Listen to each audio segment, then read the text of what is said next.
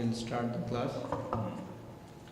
Om Ajnana Timirandasya Jnananjena Shalakaya Chakshurunmilitam Yena Tasmai Sri Gurave Namah.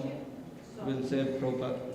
Namo Vishnupadaya Krishna Prasthaya Bhutale Srimate Bhaktivedanta Swaminiti Namine Namaste Saraswati Deve Gauravani Pracharine Nirvishesha Shunyavadi Paschatya Desatarine Jai Sri Krishna Chaitanya Prabhu Nityananda Shri Advaita Gadadhara Sri Vasadi Gauravakta Vrinda Hare Krishna Krishna Krishna Hare Hare Hare Rama Rama Rama Hare Hare. Hare Krishna. So today we'll have one more Prabhupada class. So last week we had one Prabhupada class. Anybody remember what was done last week? Anybody was here? Yeah, Balabhadra Prabhu and Vishnugada Prabhu were there. Yeah, like last week was Father's Day. Yes. And so the topic based on Father's Day, they wanted to speak about our founder Acharya, our spiritual father in our parampara, Srila Prabhupada. Srila Prabhupada is the preeminent Shiksha Guru. So like regardless whichever Guru we have or in the future we take, Srila Prabhupada is ultimately everybody's Guru in ISKCON. So in that respect, he is our father. And so does anybody remember any pastime from last class? Any Prabhupada pastime?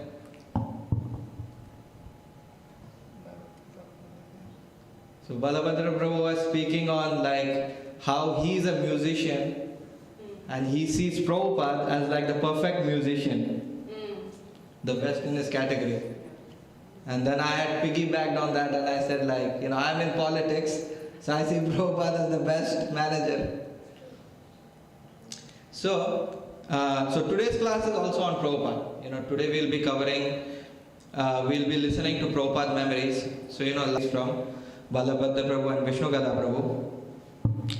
So today's topic that I wanted to focus on, so far I gave 3 classes on Prabhupada. The last class was given 2 months back. Anybody remember what was the topic of that one? Books. Like how Prabhupada wrote his books and how his books are very authoritative. We looked from a Sanskrit point of view. We looked at the amount of effort it went to write it, the scholarship in those books. And we also looked like how much is the impact. These books were being written not just for the next 100 years or so. It was being written for the next 10,000 years. The golden age of Kali is 10,000 years. So according to that perspective, when Prabhupada was writing those books, he gave examples and he was writing the purport. So that was the last class. So today's class, I wanted to focus on the love that's there between Srila Prabhupada and his disciples. So, like one thing, even last class when I was speaking, one thing I'm always fascinated by is how did one person start 108 temples? It's like magical, we have one temple and we are trying to manage. But Prabhupada was opening 108 temples in very different demographics, in very different geography. One is in Kenya, the other one is in Australia. So again, the demographics is so different. The people in Africa are so different. In fact, we'll hear one of the Africa pastimes in today's class. So one thing that always amazes, how did he do it? And we had the first class was on compassion, and this class is on love. And in this class, we will see like Prabhupada was willing to give himself out for the service of his disciples. So when his disciples saw that, the disciples were then willing to give themselves out for Prabhupada. And in fact, we'll see some stories where, we have heard extraordinary stories of Prabhupada, how in the face of the greatest odds, he would not stop. He would keep pushing. You know, we heard him get 2 heart attacks on the boat, on the ship that he came to US. But he did not give up. He kept going. And then when he came to US, he had another heart attack. So in total, he actually had 3 heart attacks. And any person at the age of 69, 70, when they get heart attack, they get very discouraged. If you talk with any elderly person, if you go to any old age home, if you talk to them, anyone who has gone through a heart attack at that age gets very discouraged. They don't aspire to do anything more. But we see Prabhupada, against all odds, he'll push. But what is interesting to see is when his disciples saw that, his disciples were willing to reciprocate in the same way. So it's a very interesting relationship, and we get to see some of the things that his disciples did. So with that, I'll start the first with Indradevna Maharaj. So this one starts at 42. Wait. Yeah.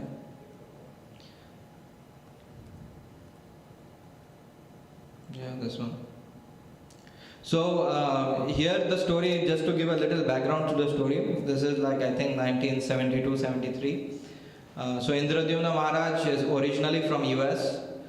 I think he joined, I can't remember which temple he joined. But then Prabhupada gives him instruction to go and preach in France. So this is when he's in France. He is in Europe. He's doing this preaching. So the story is centered around that 1972-73 in France. So we'll listen to this. Next year, Srila Prabhupada came back, and we were very enthusiastic to receive him. We've been worshiping Radha Krishna. A year now, so we had new outfits, and the temple was repainted. We actually had a marathon. Okay, let's start from the beginning. And this is just always captivating for me. He was doing it in pure devotion for Radha Krishna. The next year, Srila Prabhupada came back, and we were very enthusiastic to receive him because we've been worshiping Radha Krishna for, 1 year now. So we had new outfits, and the temple was repainted. We actually had a marathon going on. And part of our marathon to collect funds for renovating everything for Prabhupada's arrival, we would go into the metros, the underground, and we would distribute, we had a little pamphlet on chanting Hare Krishna, something like that. And it was a competition. Bhagavan said, a competition. The first 2 persons who win the marathon, they'll get to bathe Prabhupada's feet. So myself and Joy, we'd go in when it was dark. We'd go in early morning, just get up and chant our rounds. We'd go into the metro. We'd come out at night, 11 o'clock at night. For 1 month, I didn't see the light of the sun. For 1 month. We'd sleep, on the chairs in the metro. We were tired. We'd eat down there. We'd just go in. I was sleeping maybe 3 or 4 hours a night for 1 month. I wanted so much to wash Prabhupada's feet. Because I'd heard the dust of the lotus feet, the water that washes those feet, the remnants of his prasad were very conducive for advancing Krishna consciousness. I was determined, beg, borrow, steal, I'm going to get that mercy. So me and Bhugarva, my God, we were like a team. We were going on. We won that marathon. So we went out a few extra days, and we distributed many pamphlets, small books. We went out and we got extra big bowl from silk for washing Prabhupada's feet, extra big pitcher, because we had a plan. So Prabhupada came that year, and it was a big reception at Worli Airport, and we brought Prabhupada to the temple, and myself and Bhagarva, we'd had our big silver bowl and our pitcher filled with warm water and rose water and petals. And then Prabhupada came in. He saw the deities, but he sat down to receive the Guru Puja. And I put the bowl there. Bhagarva started pouring the water, and I was Prabhupada's feet like this. I was thinking, wow, this is the perfection of my life. Touching the feet of a pure devotee. Gathered all that water. It was big liters water. Charnamrita. Then our plan. So the kirtan was raging. So I said, okay, 1, 2, 3, let's go. So we took that bowl. I was carrying it. We ran upstairs. And I had the key to the president's office in my pocket. And some of the brahmacharis, they figured out what we were doing. So there was like this group of brahmacharis following us up the Because usually you take that water and throw it on everybody's head like this, you know. Gives them, no, we wanted every drop of that. So we ran upstairs to the first floor, and ran to the office, and I turned, slammed the door just in time, and locked that door. And you could hear the brahmacharis piling into the door, and they were banging. We want the nectar, we want the nectar. So we sat down. We each had a cup, brand new cup in our pocket. We took our cups out. And we sat down. We were at the door behind them. You could push guys were at the door like this. I said, do you feel something? He said, no. Yeah, me either. I said, let me do the honors. So I took that cup and I put it in the chanarita. I gave it to Barbara and put my cup in like that. And then cheers.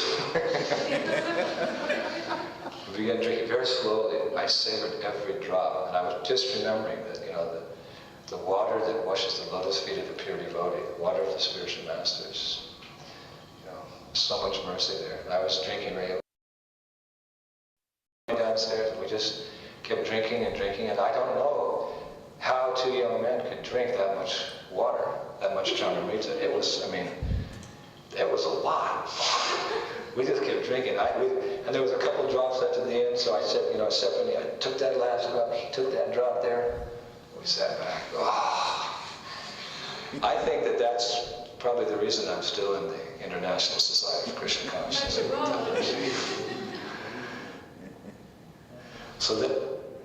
So yeah, it's a pretty funny pastime. But the beginning of the pastime starts with a very important message. Indradyumna Maharaj, he was pushing so hard that for 1 month he did not see the light of the sun. He was in the underground, he was distributing those books in the metro, and he was pushing like anything, he was just sleeping 3 to 4 hours. And that shows in the 1970s there was an explosion of the Hare Krishna movement, because people were pushing like anything. But again, why were they pushing? Because they had that love and affection for Prabhupada. They had the respect, the love. So the next story which we'll hear is from Malati Mataji. And this is a very powerful story. And we have to again understand the context of the story. Malati Mataji, she was born and brought up in the US. And, anybody who is born and brought up in the US has a pretty comfortable lifestyle. And for the sake of Prabhupada, she was willing to give up that life and go settle in India. Where, first of all, even if you are from a middle class family, the situation is not as great as in US. But second of all, she settled in Mayapur first. So she was living in a thatched hut. Even the thatching was not fully covered. This was in villages we see, in Gao, that wooden huts. Because, we are talking about 50 years ago when Mayapur was not developed yet. How many of you got to Mayapur? Anybody? Okay. There is one bhajan kuti, the 24-hour kirtan. That was the original hut. That was the hut. Yeah, that's the hut. Actually, Prabhupada said, even when we have the TOVP, we are not going to demolish that hut. Because people should know where we started. It started with that hut. It was the thatched, the normal. So she was willing to give up that lifestyle, move to India for the sake of Prabhupada. And this story is in Mayapur, where we hear Malati Mataji saying what she went through, and still she was willing to keep on doing the service. So very, again, just purely out of love. So we'll hear the story. No, the next day it's going to start. Humble, right? Yeah. Prabhupada singled them out and glorified them like that. Prabhupada was smiling.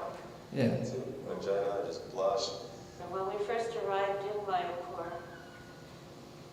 it was the days of the recut was ash roofed and the water pump and the mud everywhere.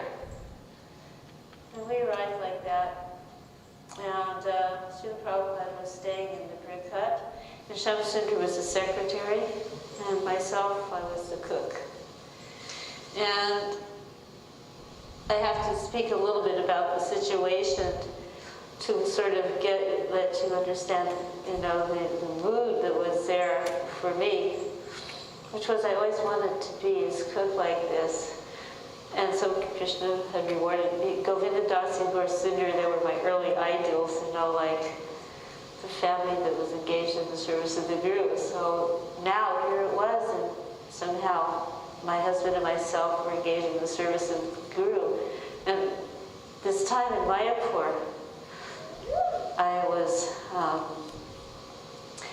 faced with not only service of Guru, but service of husband, service of daughter, and trying to maintain my sanity in a situation that was materially impossible. There was no facilities. I was living in a tent.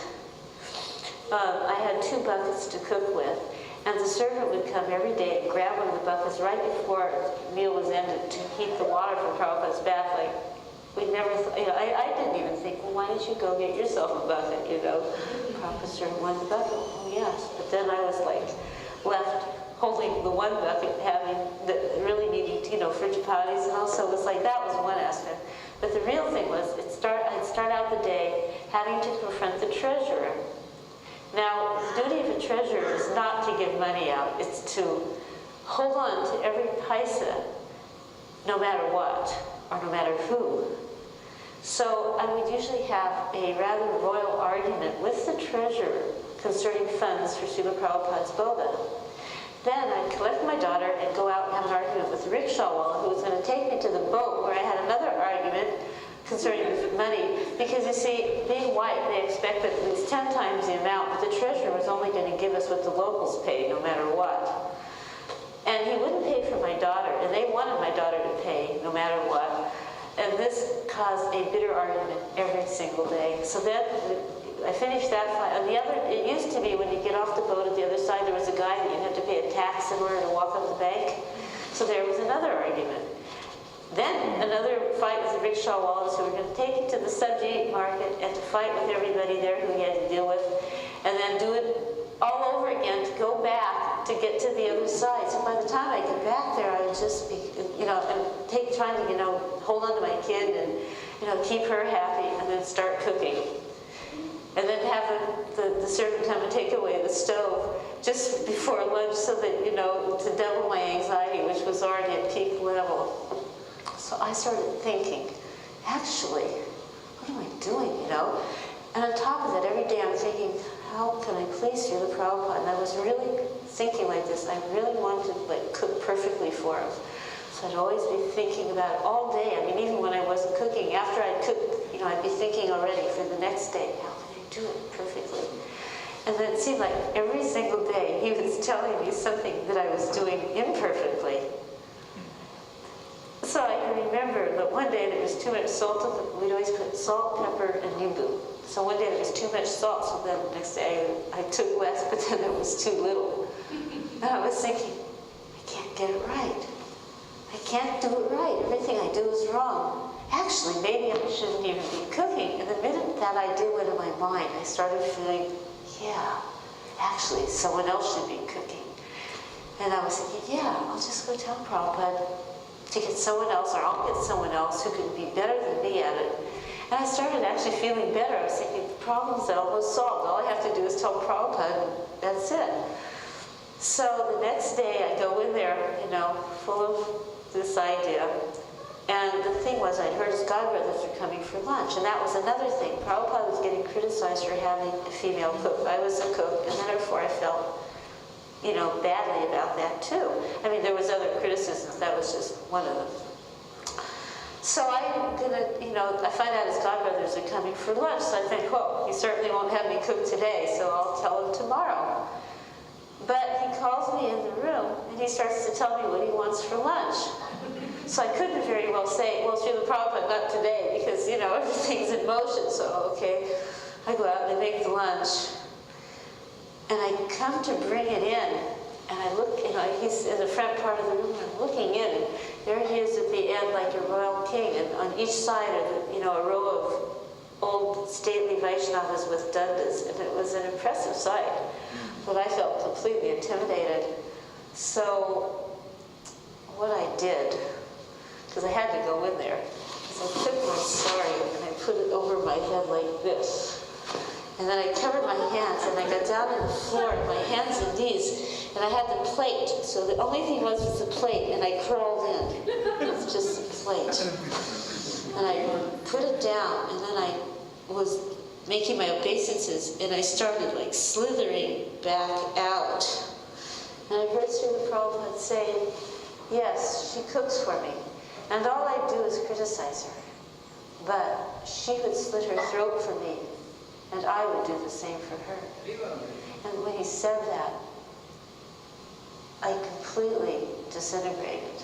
By the time I got to the other door, I was so covered up with my sorrow, I was completely wet with tears, because I realized at that point how mundane my whole consciousness had been, and how my whole dealings with this whole issue had been based upon, a misunderstanding of the relationship between the guru and the disciple. And in fact, every day I was thinking, I want to do it perfect, how can I do it perfect, what do you want? And he was telling me, he wasn't criticizing me, I was just taking it in that very mundane manner. But because I wanted to know how it could be more pleasing to him, he told me that I was in such an illusion as to the position of the disciple and what the relationship was, of servitudeship meant he pat me on my back, that, my misconception. And when I heard that, I realized actually it was true. There was no doubt about it. It was absolutely true. My mood was like that, and I would have done anything. But it had never occurred to me, actually, how Prabhupada would do anything for us. And then I realized he already was doing everything for us. And so my insignificance at that point was immense. But my gratitude and my love for him was certainly, or the potential for that love was certainly revealed at that point. I wasn't filming at the time, but I was in... So everyone heard that, right? So, so there are the 26 qualities of a devotee. And out of that 26 qualities, the one that Prabhupada emphasized and embodied was that compassion or mercy. And compassion comes out of love. If somebody is loving, he should show compassion. If there is compassion, that means the person has love. So from these examples, we can understand where we need to get to. We are all on a spiritual journey. We want to be a pure devotee. So what does the destination look like? This kind of gives us an idea, what we should aspire. So that also gives us a idea of how dealings between devotees should be. We had a community, we have devotees. How genuine our affection for each other should be as well. This gives a very good example. So again, if people heard what Prabhupada told us, I'm willing to slit my throat for her, and she's willing to do the same for me. That just shows, And then Mataji said, Prabhupada meant it. If the need was there, Prabhupada would have done it. So, the next one. So this is a very interesting pastime. This is from Juhu. So we all know the Juhu story. Those who don't know, I'll give a very short intro before we get to it. So Juhu, Prabhupada had bought a land on Juhu. Now it has a very big temple there, the Bombay Chowpatty temple, which is huge. And it's so huge, film stars come there. Film stars, politicians, you name it. Whoever is a big name, Ambanis, Adanis, everybody comes there. Any big name in India goes to that temple. But when this land was bought, Prabhupada bought it from Mr. Nair. And Mr. Nair was basically like a cheater. And Mr. Nair at that time, so this is 50 years ago, 1972 or whenever, he had connections with all the local gundas, he had connections with all the politicians, and he also had connection with the newspaper, the media. So, when Prabhupada bought it, Mr. Nair had already thought, I'm going to cheat this person. Because, he saw Prabhupada is an old man, this man, know how much. Jai Jai Srinita Gauchandra ki. Jagannath Baldev Subhadra ki. So, Mr. and I thought here's the old man, cheating an old man is easy. Cheating an old man is easier than cheating a young man. So I'm going to cheat this guy.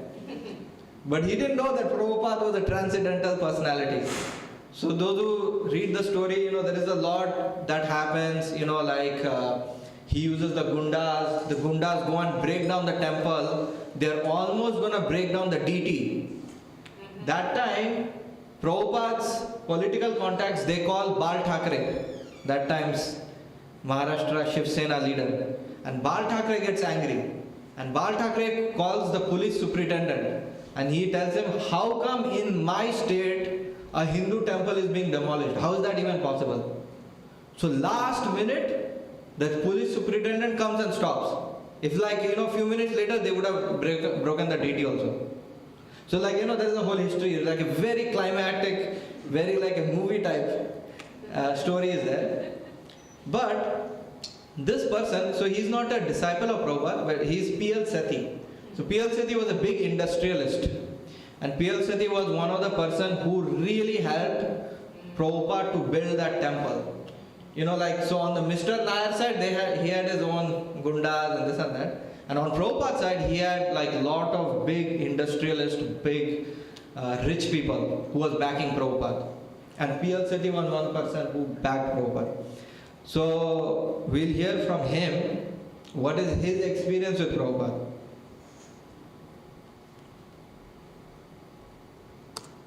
One day, I am building one story on the old building and the devotees, because the devotee was no house to live.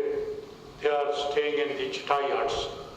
So I am building one story on the old buildings.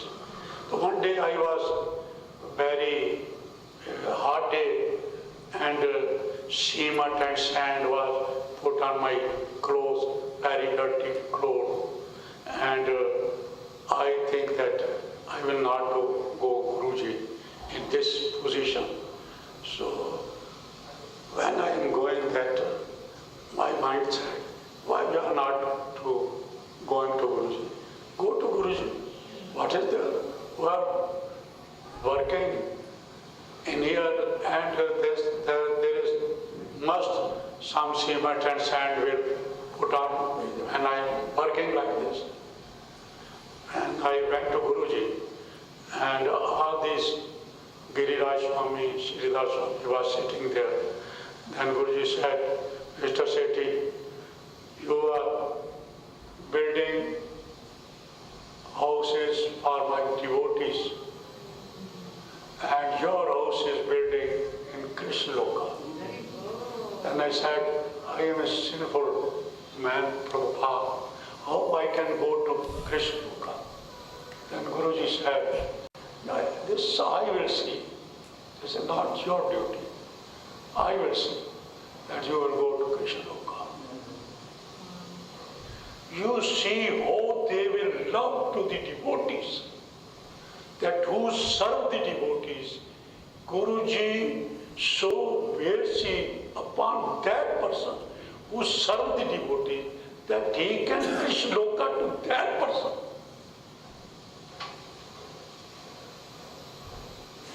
Who is the devotee? For how kind of love to the devotees, that who serve the devotees, he can give him to Krishna Loka. What a big thing. Krishna का दास तो कृष्ण के पास पहुंचेगा ही, कृष्ण का devotee तो कृष्ण के पास पहुंचेगा ही. But what the idea, what the mercy of Guruji, कि जो who the person serve my devotees, he will get also Krishna Loka. What a big thing, what a big philosophy. So that's a very, very, very powerful story. So like what P.L. Seti Prabhu is trying to say, like Prabhupada loved his disciples so much that somebody who is serving the disciple, Prabhupada is saying, I'm gonna take you to Krishna Lok. You know? Like, you know, P.L. Seti, he didn't take initiation or anything. But Prabhupada said, because you served my devotees, I'm going to take you to Krishna Lok. Like, that much love Prabhupada had for his devotees, meaning his disciples. That is the point, you know, this Prabhu is trying to say. So Prabhupada, like, really, he had lot of love for all the people who served under him. So like, you know, now we are in the ISKCON movement, so we are also like students of Prabhupada. So whatever endeavor we are doing, whatever service we are doing, you know, like I was listening, one reporter was asking like, Prabhupada, so what will happen to the movement when you will, so before he can finish the question also, when you will die, Prabhupada said, I'll never die. I will never die. Because he is always present in his books. So the thing is, Prabhupada, you know, whatever service we are doing right now, you know, Prabhupada has already left the planet, he's probably preaching in some other planet, or he's back in the spiritual world. But every small action he can see actually. So how much ever effort we are putting, Prabhupada is seeing. And if we are willing to put the effort, then definitely Prabhupada will take us to Krishna Lok. You know, from this example we can see. So now we'll hear to Shyam Sundar Prabhu's story. So Shyam Sundar Prabhu is actually the husband of Malati Mataji. And Shyam Sundar Prabhu was secretary of Prabhupada. He very closely associated with Prabhupada. He got to see Prabhupada on a very personal level. And you know, I was telling we'll hear a pastime from Africa. So here Shyam Sundar Prabhu will say like, Prabhupada said we need to preach in Africa. So devotees are like, okay, we'll preach in Africa. They have never been to Africa, but Prabhupada said you need to preach. You know, because they are seeing Prabhupada is willing to push himself, he's willing to go across the Iron Curtain into Russia where there was KBG and everything. If Prabhupada is willing to risk his life, you know, they are willing to risk. And even there are other stories where they go and preached in Pakistan as well. They preached in Bangladesh as well, where they were almost going to get killed. And this during 1971. Those who know 1971 was the war between, you know, Bangladesh got the independence and there was a war between Pakistan and India.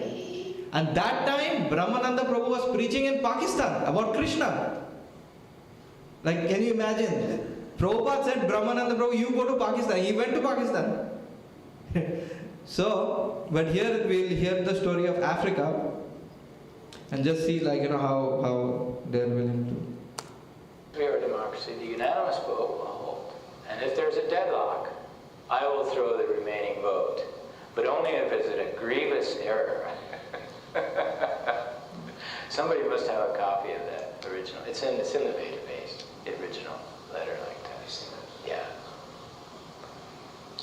He would call me in some mornings and say, oh, we have 4 invitations here, you know, from Los Angeles, from Tokyo, from this place, that place, all rather ordinary big cities. And this one from Ramananda in Africa. What do you think we should do? I would say, Prabhupada, Africa, we've never been to Africa. Yes, let us go to Africa. Make arrangements. He got bored with sitting around the established temples. He loved it, of course, but he knew while he had the energy, and that period of time was ripe for just spreading Krishna consciousness, throwing the seeds out there as far as he could, fast as he could. Africa, God, that was an eye-opener. Black Africa, wow. Brahmananda had been there, and a couple of other boys, but they'd more or less gotten allied with the Indian community in Nairobi, and had not made many inroads into the African community.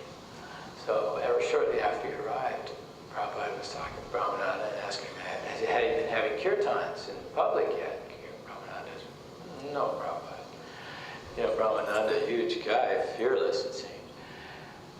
intimidated by the whole idea.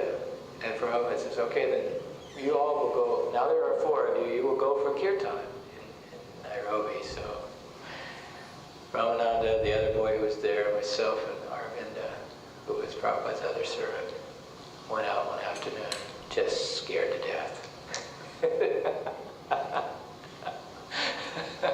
I mean, on the way there, we saw this guy walking down the street with a bloody zebra skin over his... When we came into land, they had to go make 2 swoops because there were some giraffes on the runway. And there was this guy with his bloody zebra skin with blood running down his back, walking in front of us on the sidewalk.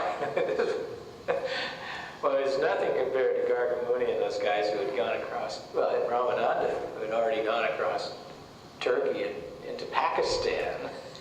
Like, that sent us out in these wild places.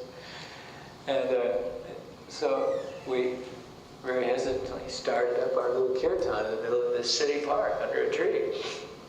And within no time, hundreds of Africans gathered around. And this was, I think it was rather a low-class section of town there. We didn't have much money. But they just loved it. We began to see that these people, wow, they were chanting back to us. Once they knew the words, we were holding up the words like that. They were chanting it back. And they got into it, and they were dancing, and kirtan went on great. It was just fascinating to see it. And afterwards, I think Ramananda gave a little talk. And the one question they had was if we had a book. If we had the book. And we said, yep, we got the book. We got the book right here. And from that day on, Krishna consciousness was rooted in Africa. And the devotees started coming, black African devotees. So Prabhupada was always out there on the cutting edge, in the wilds. He didn't like the sedate. He did, he liked it all. The first quality. That's a very interesting part. So again, it shows the love because, when Prabhupada was pushing his devotees, for the sake of Prabhupada, they were willing to risk their lives. Because when Brahmananda Prabhu, he went to Pakistan in 1971, people said he probably is dead. And Prabhupada was so concerned. It almost because it took Brahmananda Prabhu 6 months to get to Bombay, to cross the border from Pakistan in 1971 war and get to Bombay. Yeah, it took him 6 months, 4 to 6 months. So, and Prabhupada himself was so concerned, okay, what happened to him? What happened to him? And similarly goes for Prabha Vishnu Swami Maharaj. Prabha Vishnu Swami Maharaj went to Bangladesh during that period. And he was also there in the front of the war. Because again, it was the separation of Bangladesh. And again, why did they do? Because just Prabhupada said, they had faith and they had the love. They saw, if Prabhupada is willing to push himself, come to US to preach, then why don't we try? So this is a very, very interesting. And once they started chanting, Africans started to become devotees. And now there are so many centers in Africa. So we'll watch now the last video. And this is again by Shyamsundar Prabhu. And this is a very, very touching video because Shyamsundar Prabhu was very, very close with Prabhupada. He was Prabhupada's secretary. He was the one who made George Harrison as a devotee. Those who know George Harrison from the Beatles, George Harrison became a devotee from the Beatles because of Shyamsundar Prabhu. So Shyamsundar Prabhu actually got to spend a lot of personal time with Prabhupada. And obviously when you spend a lot of personal time, you become very attached.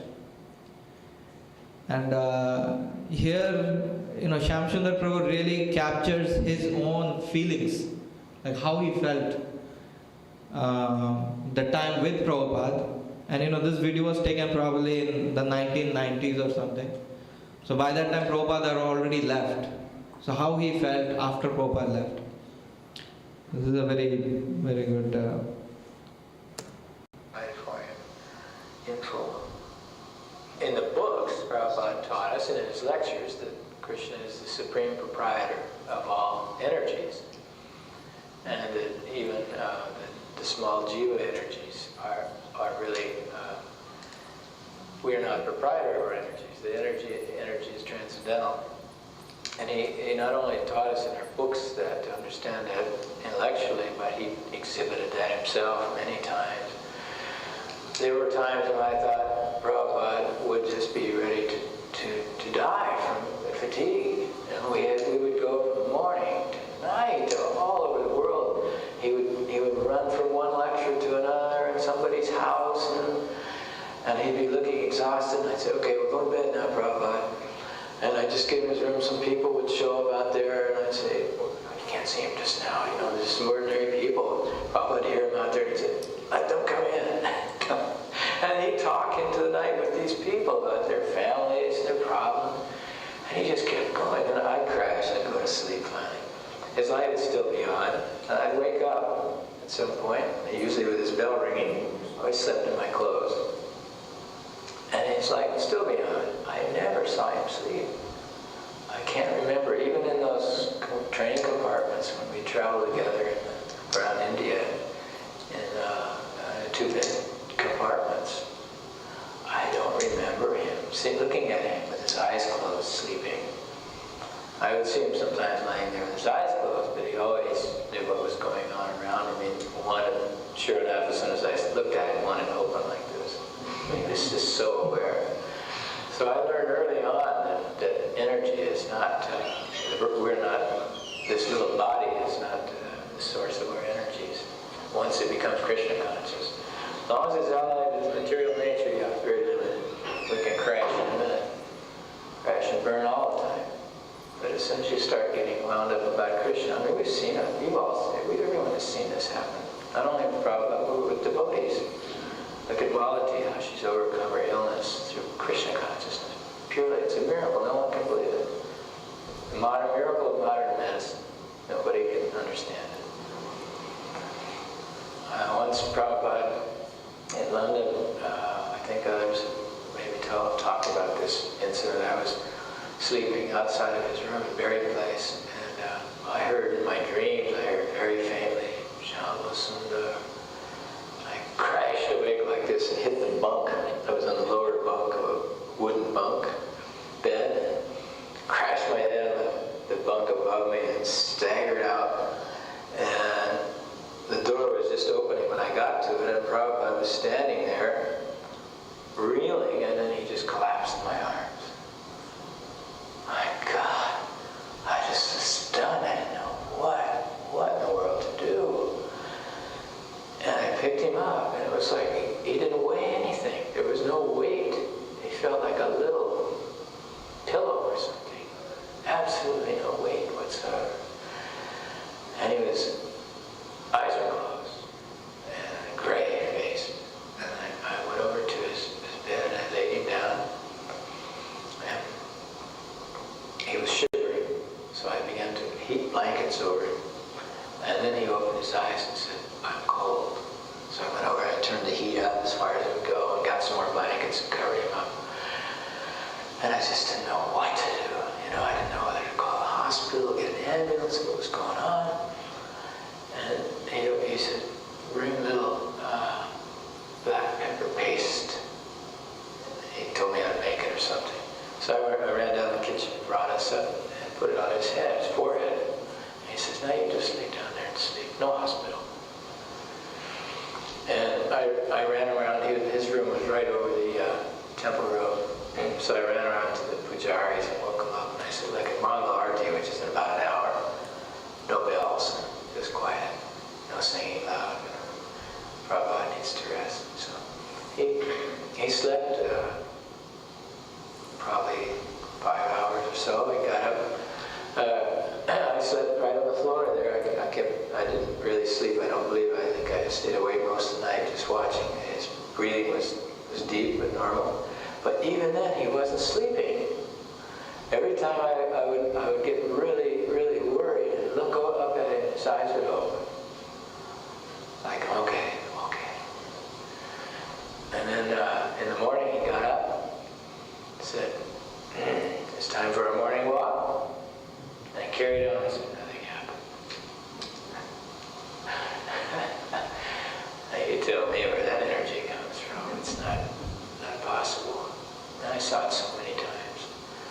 Immediately friend of everyone is one of the prominent, attractive.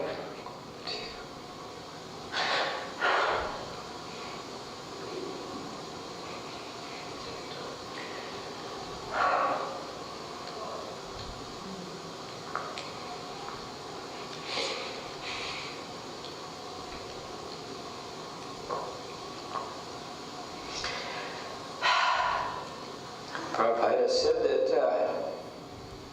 in this material world, that relationships that we use to anchor ourselves in material nature, like husband, wife, sister, brother, friend, are just dim reflections of the transcendental.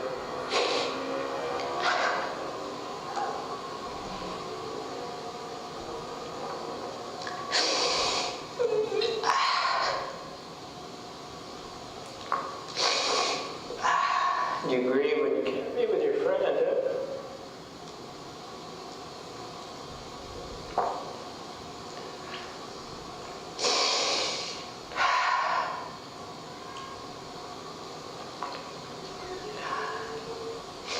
Why tears? It's not lamentation.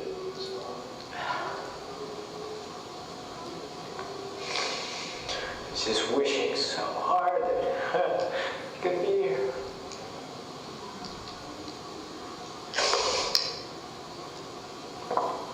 It's pretty selfish.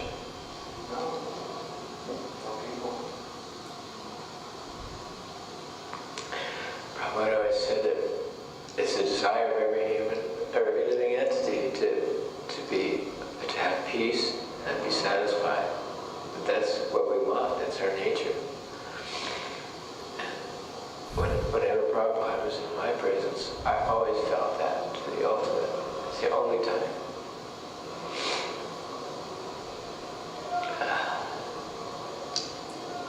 So his friendliness, and he wasn't just a friend to me, he was a friend to everyone. And everyone had relationships with him who met him in some way or other. And I'm hoping, I'm praying that we have an eternal relationship, and that we're together again.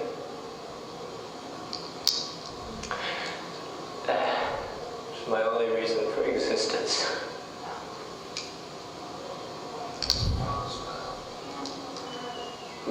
But also Prabhupada said that friendship is two-sided. That the friend reciprocates. We were talking once about Queen Elizabeth.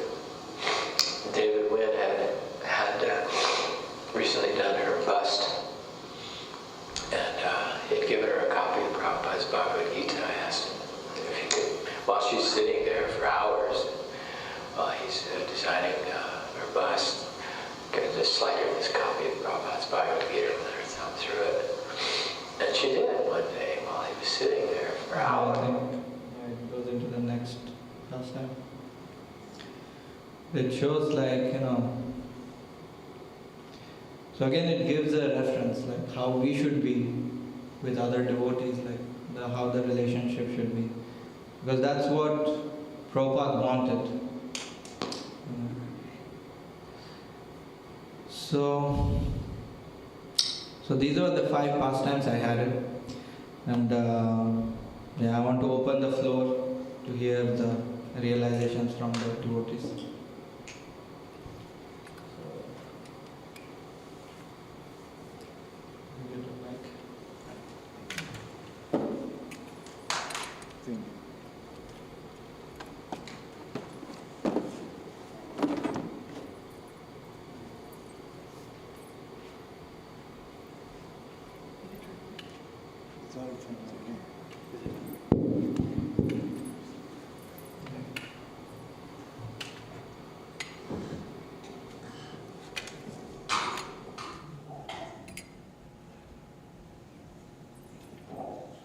Thank you for this beautiful sharing, Jitendra.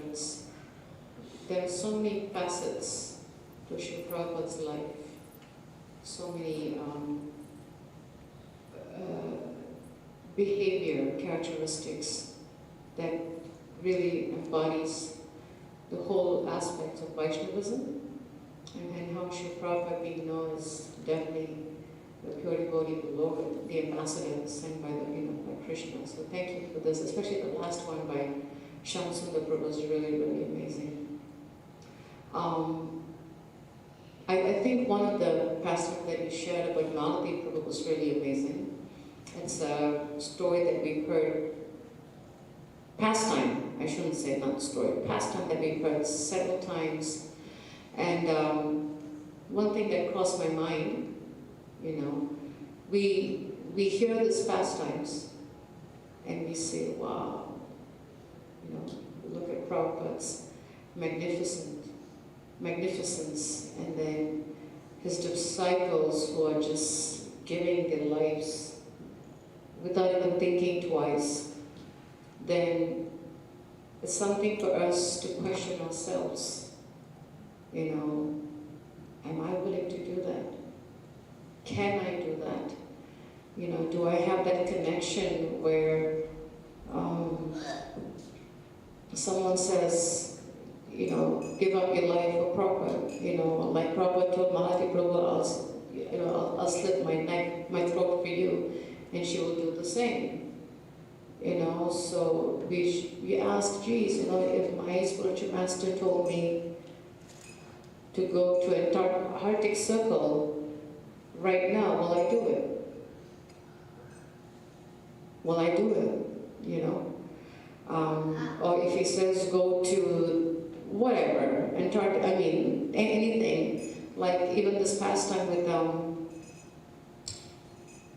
Africa, who was talking? Chandra was talking about that, And I remember when Ramananda Prabhu, a pastime that someone else shared, that when Ramananda, he was Maharaj later on, when Ramananda Maharaj was sent to Africa and he was preaching to the Indians, and the news got to Prabhupada, he was very disappointed. Prabhupada said, I sent you to preach to the locals, not to the Indians. He says, we want to make devotees for the Africans, and we see so many people joined. So it's like they don't think, when we hear how Prabhupada just said, go here, go there, go here, go there, go here. Like even the pastime of Gurudas Prabhu, Mother Jamuna, Shamsundar Prabhu, and Mother Malati, when they would ask to go to UK, they went on one-way ticket. And she had a 6-month-old baby. One-way ticket, not even knowing how they would return. I remember reading it, that they tried several times to send money for them to come back, and the money just wouldn't go through. It's like they would be stuck in UK forever. And with a 6-month-old baby, if we just take a moment and ask ourselves, geez, if I was in a foreign country with a 6-month-old baby, not knowing, and they were living, actually Malati Prabhu will tell you that when they were in UK, they were living in cardboard boxes on the streets of UK. How do they do that? Prabhupada says, go, and they go. Living in cardboard, can any of us imagine living in a cardboard box with a 6-month-old baby? In a foreign country. Can any of us, just for a split of a second, imagine, okay, go to a foreign country with a 6-month-old baby and live in a cardboard box, and you don't even speak that language, like a better word. Would we do that? It's making me really, really think, wow. Like you said earlier, what is, this is the mood that we have been taught by Srila Prabhupada and his disciples. Are we at that destination level? That should be our destination. I think I was talking to a few Madhudis at my house last night, Sharada, Divya, and Preeti. They wanted to know, about how I joined. And it's just now that I'm thinking, I never thought of it, interestingly. Because when I heard this past time with Malati Prabhu talking about Prabhupada, and she was willing to slit her throat for Prabhupada. There was another disciple of Srila Prabhupada named Mother Ladini. This happened in, I think, Liberia, where, this was in the 80s, in the early 80s, I believe. And there was a curfew, official, governmental, military curfew. And they were just ransacking buildings and, hurting people and killing people, and very, very, very bad. And they just came into the Hare Krishna temple, and I think it's Liberia, and started breaking the building down, And Mother Ladini was the only American devotee. Everyone was African. They were all African. And she was fighting with the military men, saying, you cannot kill Krishna's devotees. She was so brave to really stand in front of the police and say, you cannot kill Krishna, you will go to hell, just like when you fighting with them. And they kept pushing her, And then one by one, a few devotees were scared and they ran away. And Mother Ladini did not give up, and she fought with them. And at the end, the military officials of the country captured 9 devotees, They took them to the ocean bank and had them stand. And all men, and she was the only woman. And they were going to shoot them down. That's what they were going to do.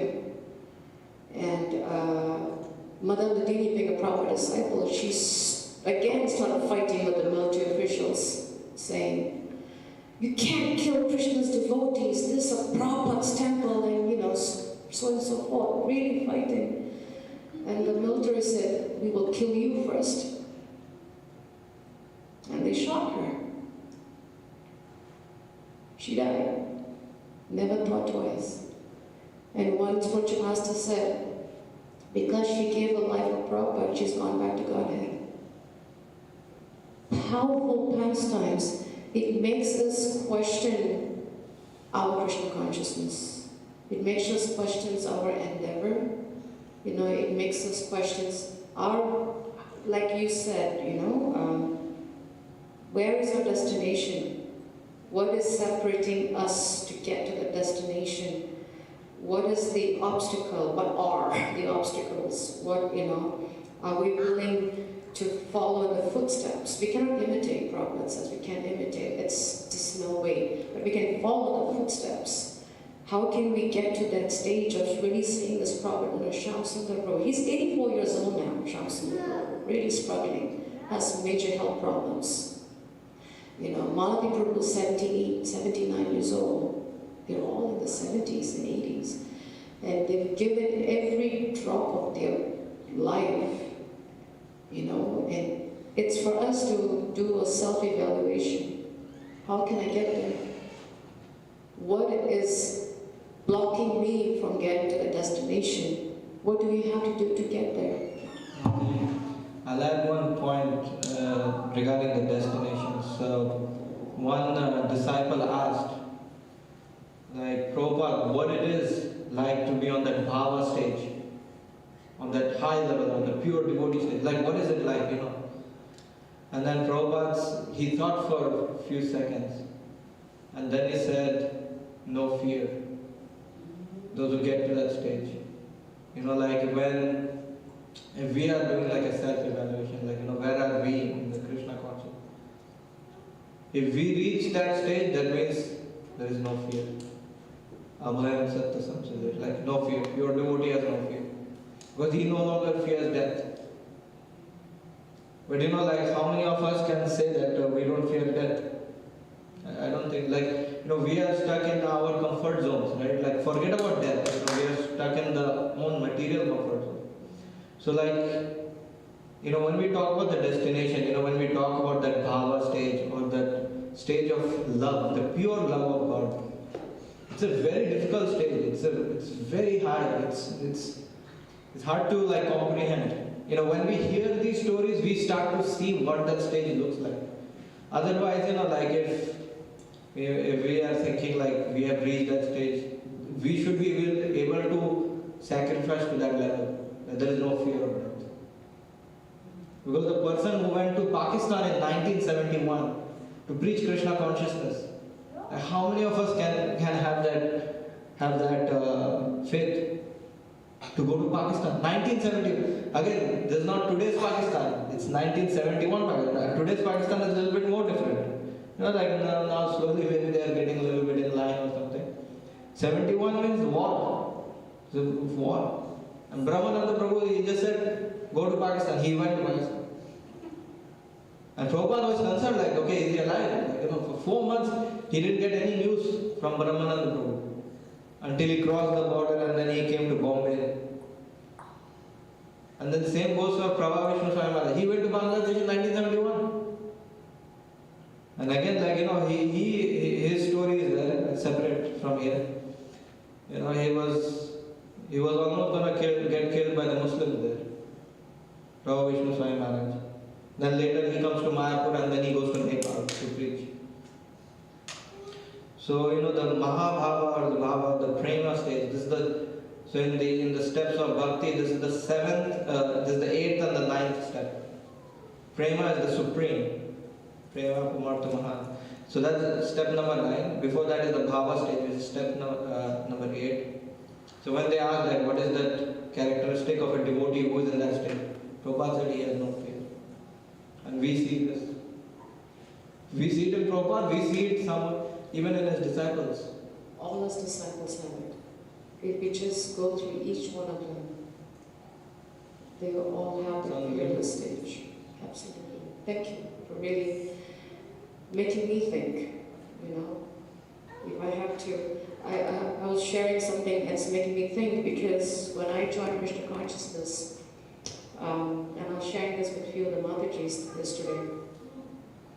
I remember my spiritual master, because I come from a very strict, tyrant, controlling Indian family, a lot of issues. And my spiritual master told me, I don't know if my husband remembered, but he was there. He said, you know what? He says, when you go through problems, you just run to me. I'll protect you with an M16 gun. And now I'm thinking to myself, wow, will I protect my spiritual master with an M16 gun? Of course, he's not living, physical body, but at least that's a message to me. Okay, even though he's not here physically, will I give my life for Prabhupada's mission with an M16 gun? Because that's what my spiritual master told me. So it's something that I think we have to go in deep and really value. And there's one last time, Mother Malti said that, the guru-disciple relationship. She talked about that. The depth of how much we're willing to give up our lives for our spiritual master. Thank you. Very, very, very amazing. Thank you. Hari Bol. Anyone else want to?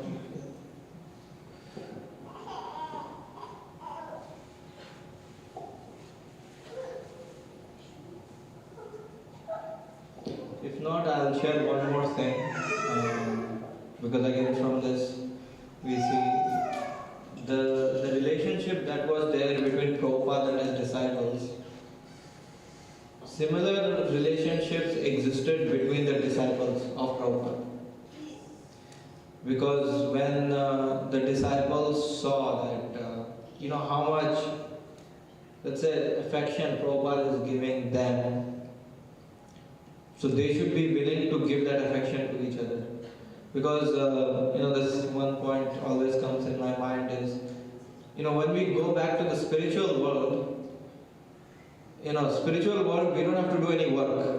Because spiritual world is Chintamani, Prakara, Sadma. So it's like the Kalpa Vriksha. The trees have all the food. The palaces are made of wish-fulfilling stones.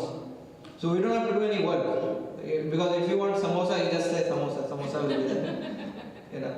You want pizza, just say pizza. So that means you don't have to work. The only thing that happens in the spiritual world is how we build loving relationship with each other and we build loving relationship with Krishna. Because the spiritual world is self-sufficient. Because again, in spiritual world there is no sun, there is no moon. Everybody is self-effulgent. So the whole premise of the spiritual world is relationship building. And what is Krishna looking like? How are we doing that on earth, on this planet? Because that's the criteria. The criteria is, are you able to do that? Because if you are not, then if he brings us to the spiritual world, we'll only create trouble. We're like, Krishna wants us to get along together, and the spiritual world, we are like. So, and that we get to see from these memories. Because what Prabhupada basically tried to do, he tried to replicate that here so that we know where is our destination. Like, the destination, we got a sneak peek of what spiritual world looks like. So, Hare Krishna. So we'll get on to Guru Puja. Srila Prabhupada ki jai.